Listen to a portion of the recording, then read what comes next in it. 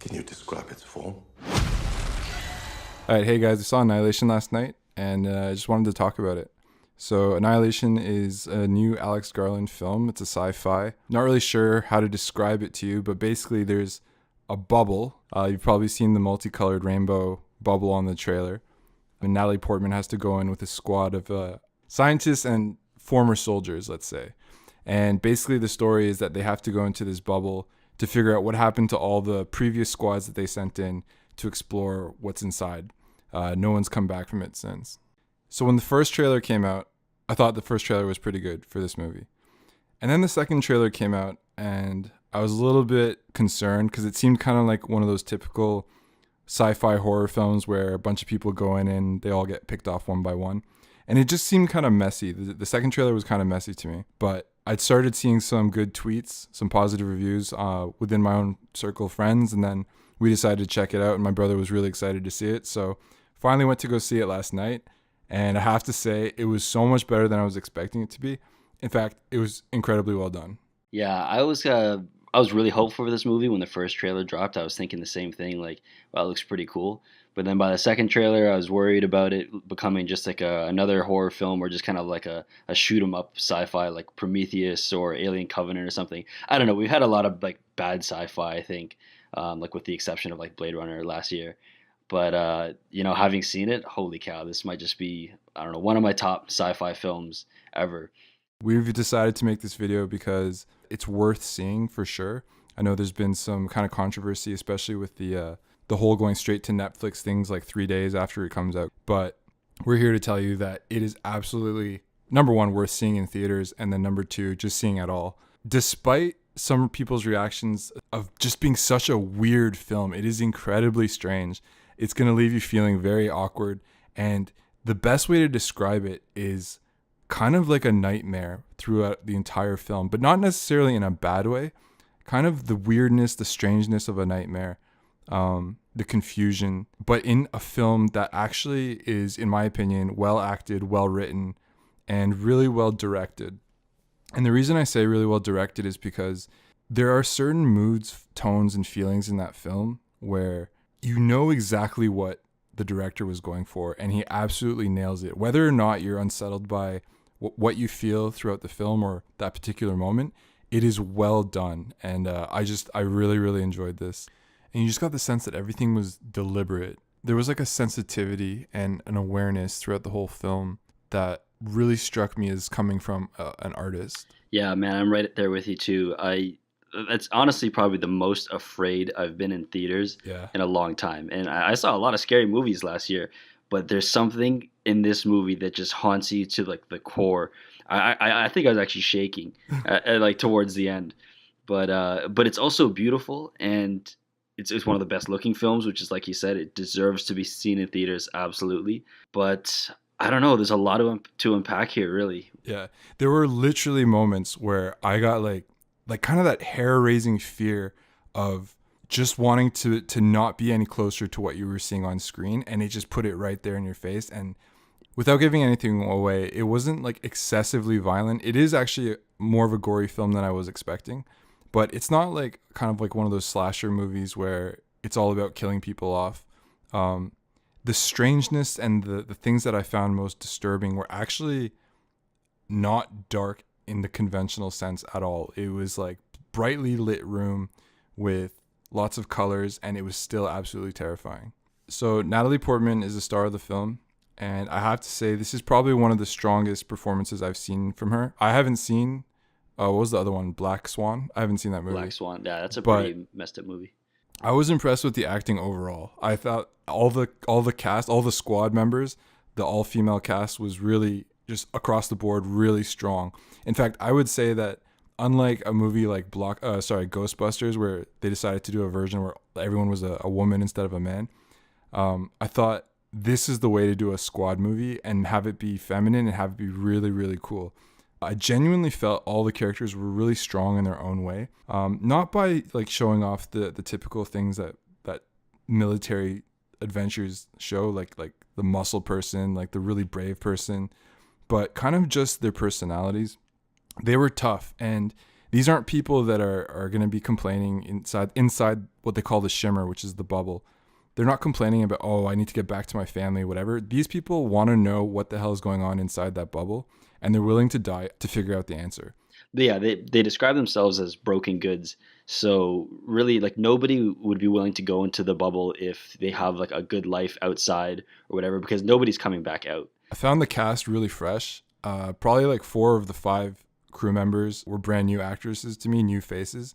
I especially loved Gina Rodriguez, I think is her name. She kind of plays the comedic relief throughout the film and also kind of relieves some of the tension in just a really relatable way. She kind of is the audience's thought process throughout the film, because there is some really weird stuff that happens in this film. And she kind of says what you're thinking as an audience member. So she's a great part of the film and also pretty tough. The writing and the dialogue between all the actors in the film is really, really natural and convincing. Some of the reactions that they give in the film is exactly the kind of thing that you would say in real life to that situation. That helps sell it with the solid acting and the good writing and the really interesting situation that they find themselves in. Throughout the whole film, it had me wanting to know more and seeing where things went. When I came out of the theater, I honestly didn't have like anything to say about the individual plot points of the film. It just left me with like this insane feeling, and I don't know, I couldn't shake it, and I still been thinking about it. Like I can't stop thinking about this movie and the different things that happen. Would you watch it again? I would watch it again, yeah. Would you say it's worth watching to somebody else? Yeah, it's worth watching. Yeah? It's worth watching to somebody else. Is it a copycat of any other movie you've seen? It is not a copycat of any movie I've ever seen. That's good. Yeah, yeah, okay. In terms of sci-fi movies, you've got me in a trap here. No, I'm joking. In terms of sci-fi movies, I don't think there's anything like it. Yeah. And as like a fan, You even said it was your favorite. Favorite. One of my favorites. One of your favorites. On that list of favorites, I have like Interstellar is really good. I like Solaris, which is like an old Tarkovsky film or whatever. And actually, this movie felt like kind of like a callback to some Tarkovsky films like Stalker or Solaris, where like I haven't seen those. Well, Stalker, it kind of, the premise is like there's this zone, the world's like an apocalyptic wreck kind of, and all the nature is in the zone and it's being protected by like the government, and the stalker is the person that knows how to go in and out between the two zones. Whatever, that's basically that. And so it kind of plays the same, where you start outside somewhere and they're just trying to get to the middle the whole time, the whole movie. And Solaris is kind of the same in the sense that the alien at the end is so uncomprehensible. It's like so beyond our imagining that like we actually they don't really communicate it with it. The alien is like drawing from their memories to communicate with it. So whatever. But it made me feel like Annihilation made me feel exactly the same as when I watched those movies, where when you see that alien at the end, it is just terrifying, not because it's got like teeth or it can kill you or something like that, but it's just it makes you question like your own existence. Like I mean like the blank faced alien at the end of Annihilation, when you see it, I don't know what it is, but like it's like a primal feeling. Again, more than like any beast or something, yeah. It scares you because it's like an empty, it's like a soulless like being, which is like, I don't know, yeah, existing beyond your comprehension, kind of. I agree. That last part, that alien, was the scariest thing I've ever seen in a movie. Like I felt chills. The closest thing I can describe to how I felt that before was somebody once brought a tarantula up to me and walked up to me with it, and I literally felt myself like pulling backwards, not wanting to be anywhere near that. And that's exactly how I felt when I saw that mimicking alien, right? We're calling it the mimic alien. Yeah. And that was just so creepy. It was right beside her. And the scariest part for me was how it was mimicking every movement that she was doing, except when she tried to leave, and it just like, no, it's like, no, you can't go kind of thing. And then it went back to mimicking her, even lying down on the ground right beside her. Oh my God, dude. I was trying to like figure out the whole time, like, is it mimicking her 100%? Maybe it's not even a being, it's actually just a reflection of her or some kind of weird metaphysical thing. Yeah. But then at times, of course, it actually acted on its own. So then I wasn't really sure. And I was almost wondering when it stopped her from going to the door, was it actually stopping her, or when it's just that it was behind her, and so when she tried to open the door, like naturally it would follow up behind, and it just hit the wall. I Ah, wasn't actually that's a sure. thought. Yeah, so I started. There actually wasn't anything that indicates that like it was necessarily evil. Right. We don't really know if it was Right. evil or not. That's the other thing that is kind of weird is that I was terrified, but it wasn't necessarily going to hurt her. Yeah. And she kind of realized that, like, obviously, right? She's like, oh, okay, you're not killing me, you're just mimicking me. Yeah, yeah, and she learned that, and then I was actually kind of surprised, but she was able to take advantage of it, and she blew it up with the grenade. Yeah. And then, I guess we're meant to assume she made it out alive, so that's good. And the whole like alien forming out of particles, and then the bullets becoming like tendrils, and then she runs upstairs. That part was pretty freaky. I don't know. I can't explain why I was so terrified about that, but it felt like a nightmare where there's something that you're afraid of and it's coming for you, and you just you don't want to be anywhere near it. Yeah. But she had to be like right beside it. It's terrifying. So we got to talk about the soundtrack, guys, because the soundtrack was really interesting in this film, and I think it really complemented what you saw on screen, and I think it also like intensified the creepiness of every scene. So you're gonna play a little track here? Yeah, sure.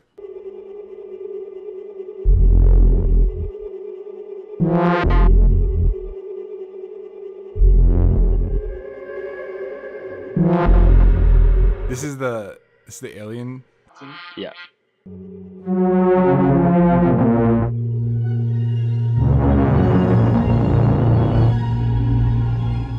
Yeah, that's great. Something about how it sounds actually sounds somehow for me kind of reminds me of the whole rainbow thing and the refraction and just yeah. Yeah, I think for me, like the soundtrack actually probably made like 50% of the film in terms of like setting the atmosphere and making it as scary as it was. Like that first alien sound effect is probably the scariest kind of alien effect that you can have. That what is it? The word that kind it's of like sound. like a synthesizer or something. It sounds familiar, and yet it's kind of unique too. It's kind of just like it was its own thing. It's cool because it didn't play that specific one. I just want to play it one more time. Like that sound effect, they didn't use it like in the soundtrack leading up to the alien at the end or whatever. Oh, really? It was never like used. They kind of had like this low bassy thing going on the whole time. Yeah. But then as soon as the alien is first on screen, you just see it like taking form, and then she shoots at it or whatever. You hear that sound, and you just know it's up. Instantly you're like, okay, that thing is alive and it's scary and it's probably coming from me. I don't know I don't know who the composer was, but like what are the we should take a look. Who? Ben Salisbury and Jeff Barrow. What else has he done? Let's just see what else they've done. Oh, okay. So Ben Salisbury, he's done Ex Machina, Black Mirror episodes.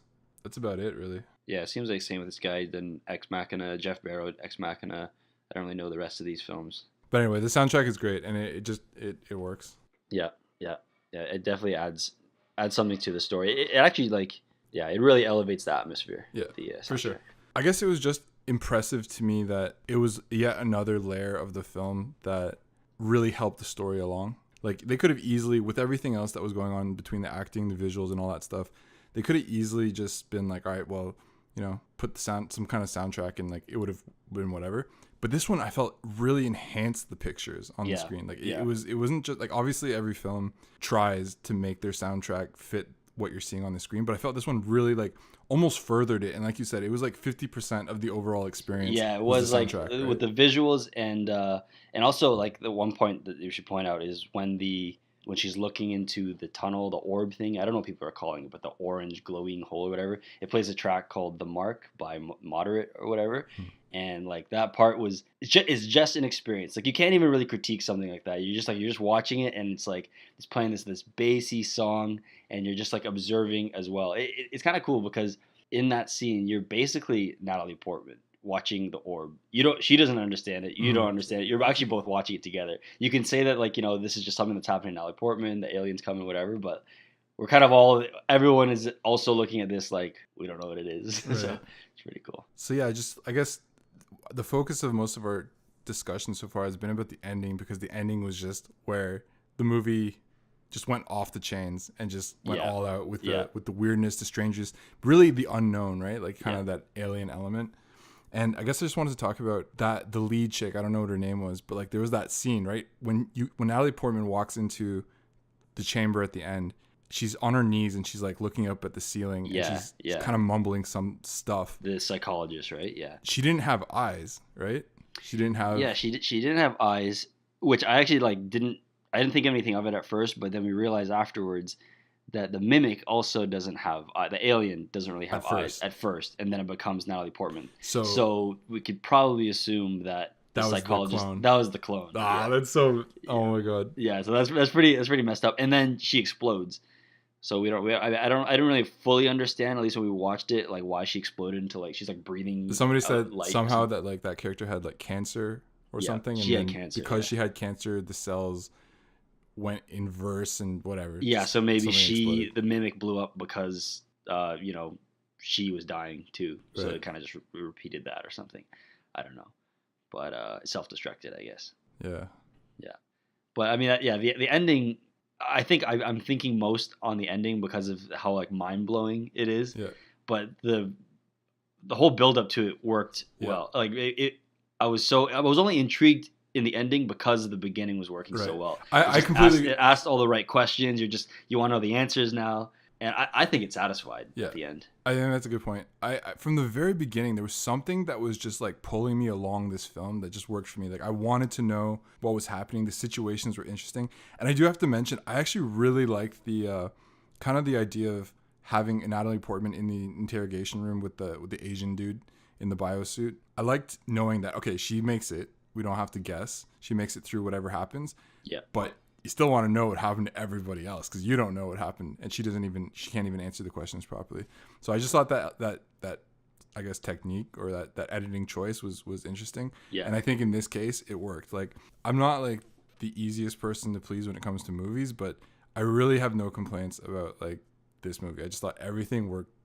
I keep saying it, but like everything worked really well together in this film. Yeah, it's like every now and then I'll think about it, and there'll be this plot point or that thing. Like even just like the science of it, maybe it doesn't check out completely, whatever.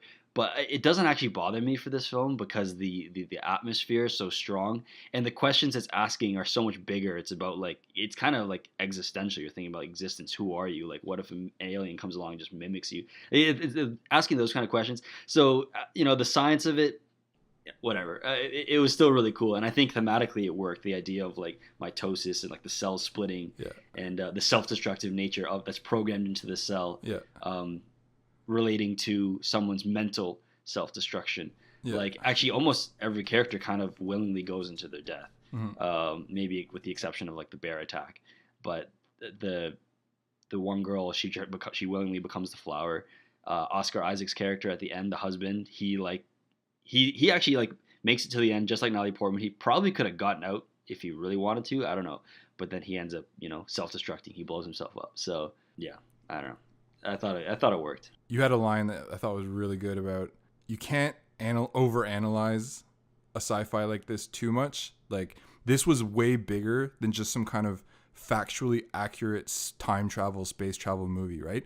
You could feel it. It was much more about the atmosphere. Right, and you had a line. Yeah. I said it's kind of like judging this film too much is like really like judging a work of art, like judging a painting or something. I get some people will look at a painting and just not think anything. Like, why are you guys bothering to talk about this for so long, whatever? Whereas other people will look at a painting and just stare at it for hours. And I think what it is it's because you're not really pondering over the specifics of like how something works, or how like accurate it's painted. It is like that's not mitosis, that's not science or whatever. Yeah. But it's more like the feeling that the painting is giving you. Exactly. And this movie is definitely it's like a painting that is beautiful and disturbing. Like you're gonna be sucked into it. So. What a good sci-fi, man. It was really like I was so happy with that, and it was worth the price of admission kind of thing. I think that's the thing is like why I'm not really like that bothered by some of the plot holes or whatever the little things that were a problem with it, because so many other movies that we go to today, like I saw Black Panther a few weeks ago, and that was like really good. Honestly, I enjoyed it as far as a Marvel movie goes. but it's so predictable. Like you're not gonna get a surprise in there that like is or like any other kind of film like that. You're not gonna be surprised with some big alien monster at the end that like is so terrifying or something. You kind of just know where it's going. Yeah. They're gonna punch each other out. They're gonna shoot each other. But in this movie, I felt even though not everything was answered, I felt satisfied by the build up and the payoff at the end. The Man, horror of the ending. I'm so glad you brought that up because like that's exactly what I wanted to touch on too. Is that I was really glad that this wasn't a movie with a simple solution because it's not the kind of movie that you can necessarily spoil because the ending is just so ambiguous, right? Yeah. And I've loved that it didn't follow the normal like sci-fi tropes. This movie's been compared a lot to Arrival, Yeah. which I really didn't like. Like I love Denny. We both love Denis Villeneuve. Yeah, he's the best. He's the best. Like we love his work, but the hype over Arrival just almost seems somehow unwarranted because there was that scene in Arrival where like the soldiers are like, oh, I don't like what we're doing with the aliens, so let's go blow it up or whatever. That was just so unbelievable. And like, who cares? We don't care about some stupid sabotage effort to be the protagonist. Yeah, We were the antagonist in the film, right? That's just, it seems like small fries compared to like, hey, you just have an alien ship like in your midst, whatever. And I was just glad that this film didn't boil down to some simple outcome. Almost kind of I want to compare it to Alex Garland's other movie, Ex Machina, where I felt like the outcome of that was really based on what would the female robot do at the end. And it kind of answered that, right? And so you can say, oh, well, in the end, she did this. Done. That's how you can summarize the movie. Yeah. But this movie, it's like, it's not enough to just say, okay, well, I mean, spoiler alert, but like she survives. You already know from the first 10 seconds of the movie where she's being interrogated, you know she survives. Yeah. That's not the point. The point is that she went through the set of experiences that blew your mind and made you feel something. And because of that, I feel like it makes the movie so much greater than what it would have been if it had a simple outcome that you could, tell anybody and, have it spoiled to you. It was so much more than that is what I'm trying to say. Yeah, it does it sort of wraps up nicely in a way, but then you also are just left with so many questions. Like you never really answered what the shimmer is about, what the alien is about. You don't know if the alien is good or bad. They say it many times, like we don't know what it wants. Well, hold on. The shimmer, in the end, they said that it dissipated, like it's gone. Yeah, it dissipated. I guess it all burned down or something when she set the lighthouse on fire. I guess, but then I really don't. I don't know how that makes Oscar Isaac come back and like he's all healthy again or whatever. Yeah. But and what are we meant to?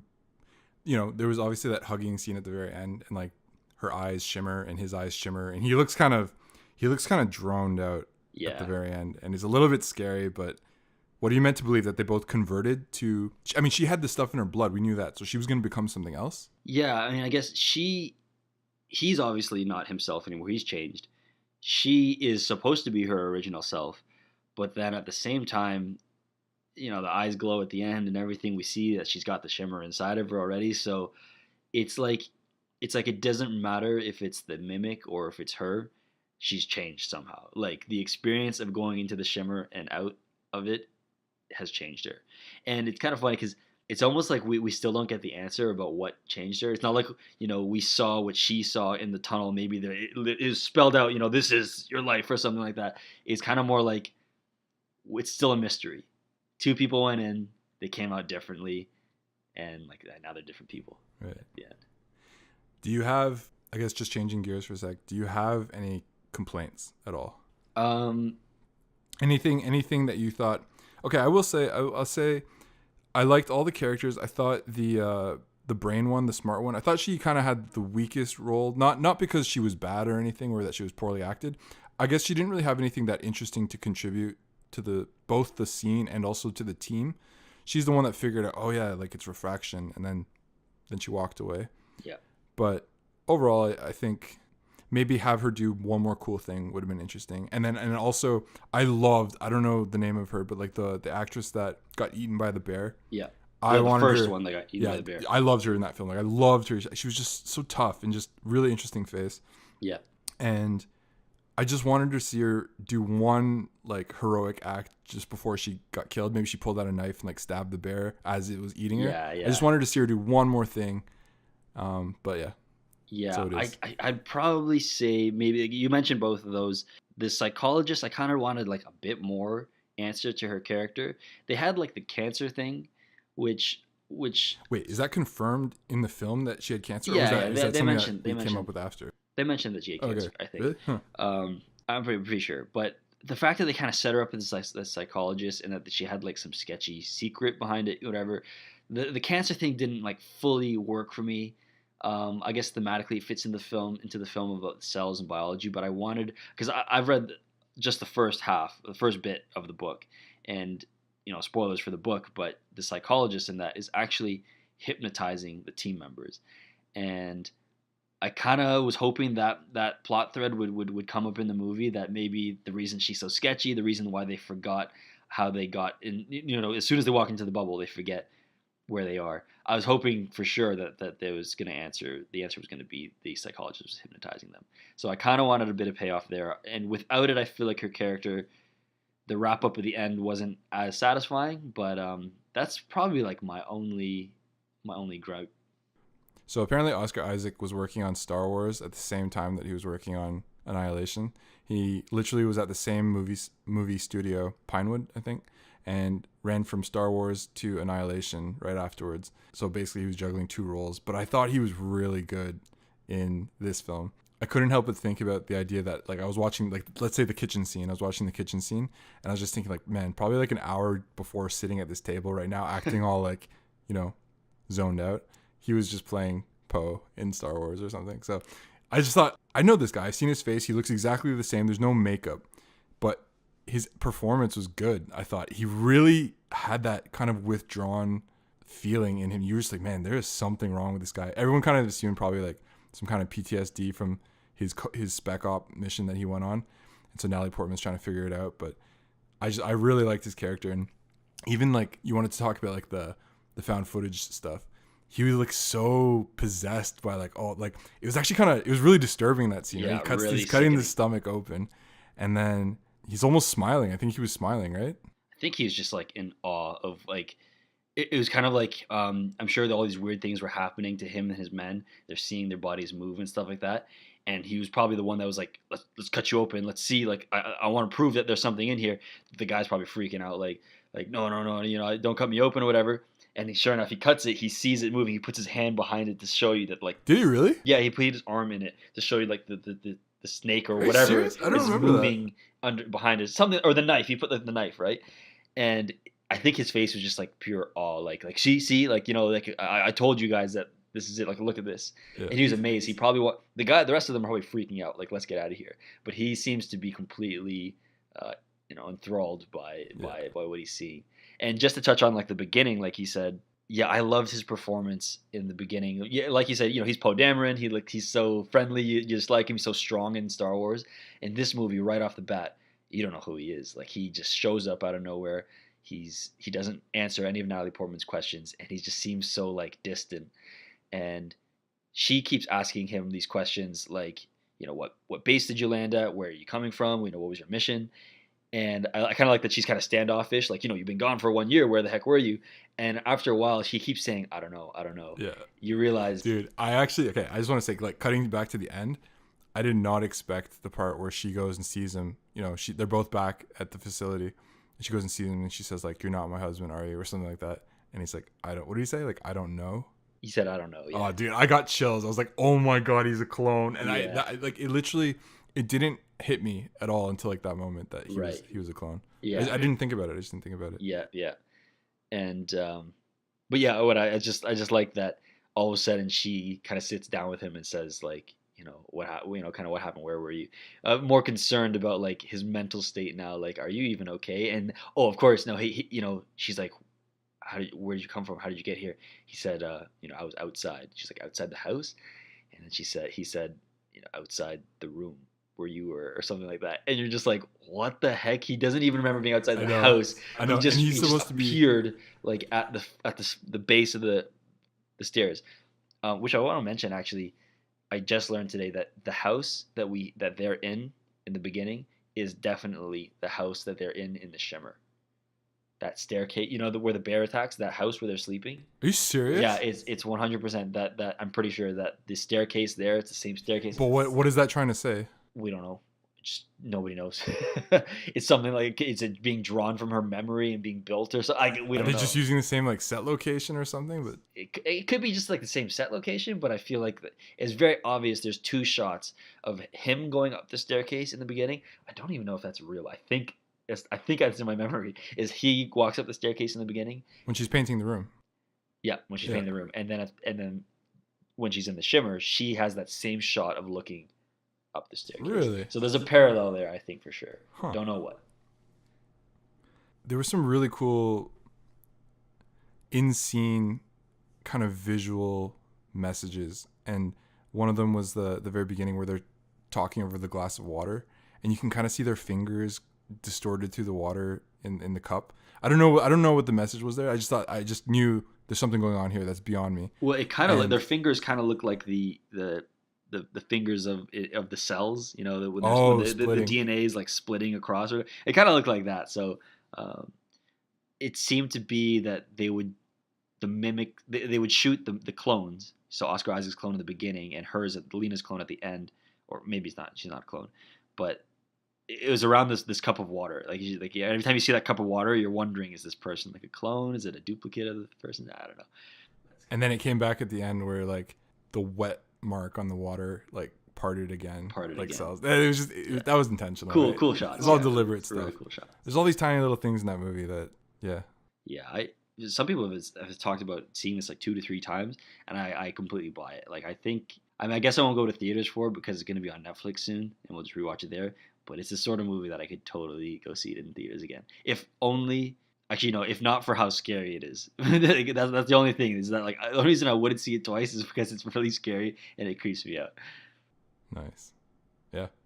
I don't know. Is that it? Yeah, that's pretty much it. All right, cool. So I guess guys, if you haven't seen it, you should watch it. It's worth it. Good movie. Yep, very good movie. And it'll be on Netflix soon. So yeah, check it out. Check it out.